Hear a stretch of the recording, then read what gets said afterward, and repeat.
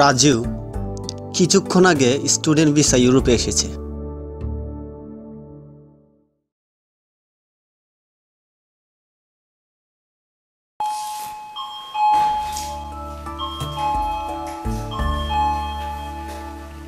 ইনি মিস্টার সালাম, রাজুর বড় ভাইয়ের বন্ধু। একটা ফ্যাক্টরিতে কাজ করেন। তার কাছে প্রবাস জীবনের মানেই হলো কাজ, কাজ আর কাজ।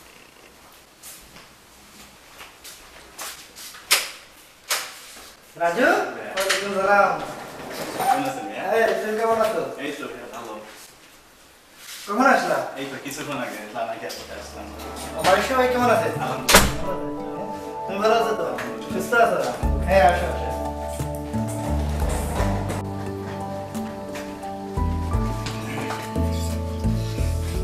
কিভাবে রাখলাম ভাইয়া? অবস্থা বলো এখন তোমার? এই তো ভাইয়া আলহামদুলিল্লাহ। কোনো সমস্যা হয় না ভাইয়া, দুবাই এয়ারপোর্টে ট্রানজিট হয়েছে, ওইখানে অনেক সময় থাকা লাগছে, তখন একটু খারাপ লাগছে, তাছাড়া আর কোনো সমস্যা হয় নাই। তুমি এখন রেস্ট নাও ভাই, এখন আমার সময় হয়ে গেছে। এখন আচ্ছা। একটু অফিসে যাবো। আচ্ছা, অফিস থেকে ঠিক আসার আছে। পরে কথা হবে। আচ্ছা ভাইয়া।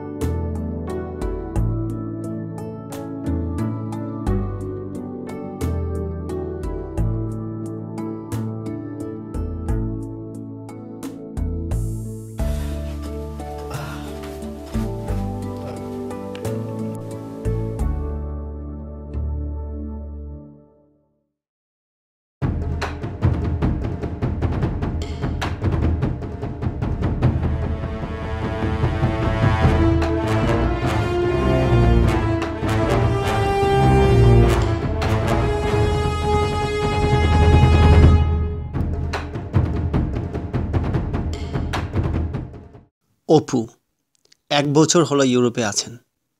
এর মধ্যেই আচার ব্যবহার, চালচলন সব কিছুতেই পাশ্চাত্যের অনুকরণ।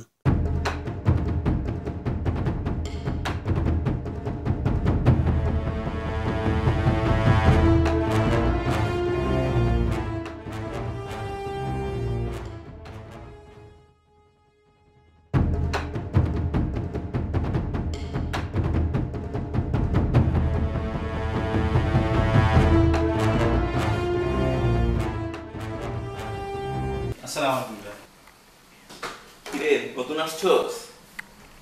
আরে এদিকে এদিকে বস, এদিকে বস বেটা বস, বুঝলো ভাইয়া? বস এদিকে বস। নতুন আসছোস না? জি ভাইয়া। এটাই ইউরোপ তো, সমস্যা নেই কোনো, এখানে রং তামাশা সবই হয়। আচ্ছা ভাইয়া। কি জিনিস এগুলা? না ভাইয়া, এগুলা কি? খাবি ওয়াইন খাবি না বিয়ার খাবি? এগুলো তো ভাইয়া আমি খাই না আসলে। আরে নে খাই ধর নে। না খা, ভাইয়া, আমি খা। খাই না ভাইয়া। এ অল্প একটু খা। আরে নে বেটা নে বেটা নে। আরে নে খা। খাই খা, না এগুলা। খা। না ভাইয়া, খাওয়া। আরে খা, পুরোটা খা বেটা। পারবো না ভাইয়া। ইউরোপে আসছো যদি না খাস। আরে নে বেটা খা। ভাইয়া, আসলে তো আমি এগুলো খাই না। খা, খা। আরে খা বেটা, খা। খা, খা, খা। আমি আর পারবো না। পুরোটা খা বেটা, পুরোটা খা, পুরোটা খা। সম্ভব না ভাইয়া। পুরোটা খা বেটা। ইউরোপে আসছোস বেটা, একটু মজা না করলে কেন না? খা বেটা খা, পুরোটা খা।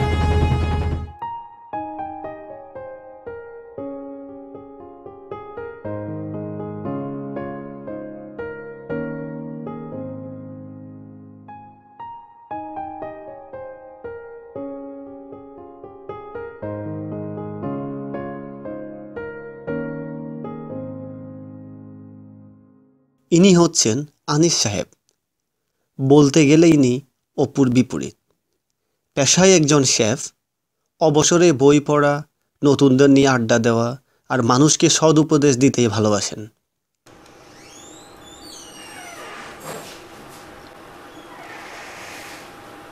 আসসালামু আলাইকুম। ওয়ালাইকুম আসসালাম। রাজু ভাই, আসেন আসেন আসেন আসেন। রাজু ভাই, আপনার মন খারাপ কেন? কিছু হয়েছে? না ভাই, এখানে আসার পর আপনার একটু এটা কিছু না, আসলে দুবাইতে অনেক সময় ছিলাম তো, দুবাই এয়ারপোর্টে, তাছাড়া ফ্যামিলির কথা খুব বেশি মনে পড়তেছে, তাই একটু খারাপ লাগতেছে, ঘুমও হয়নি।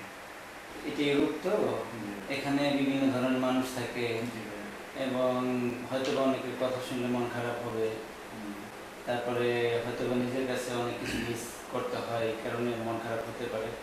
তো ওভারঅল সময়ের প্রেক্ষিতে সব কিছু ঠিকঠাক হয়ে যাবে ইনশাল্লাহ, আশা করি। তো এক্ষেত্রে মন খারাপ করার কোনো কারণ নেই ইনশাল্লাহ। মানে নামাজের প্রতি প্লাস মানে যাবতীয় বিষয়গুলি আসলে আল্লাহর কাছে সাবমিট করলে তো অবশ্যই মানে আল্লাহর পক্ষ থেকে একটা সাহায্য পাওয়া যাবে।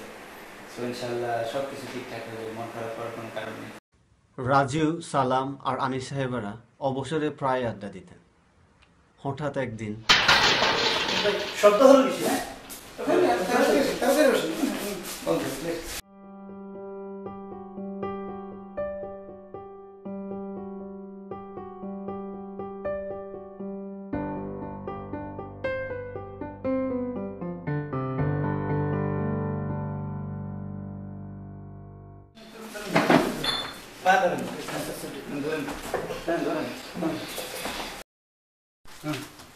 ধরেন এইভাবে ধরেন, হ্যাঁ বুঝা, হ্যাঁ হ্যাঁ রেডি।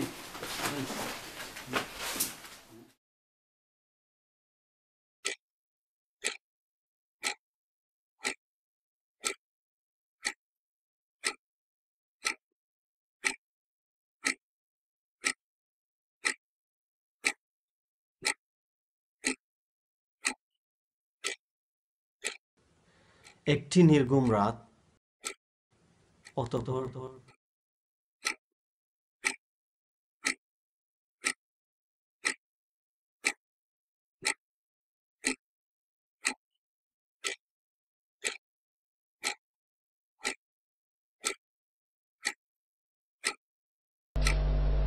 الله أكبر الله أكبر الله أكبر الله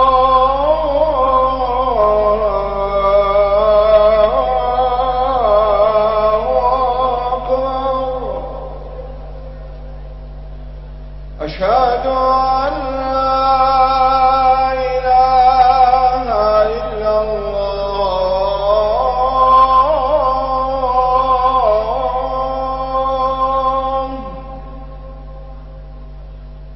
أشهد أن لا إله إلا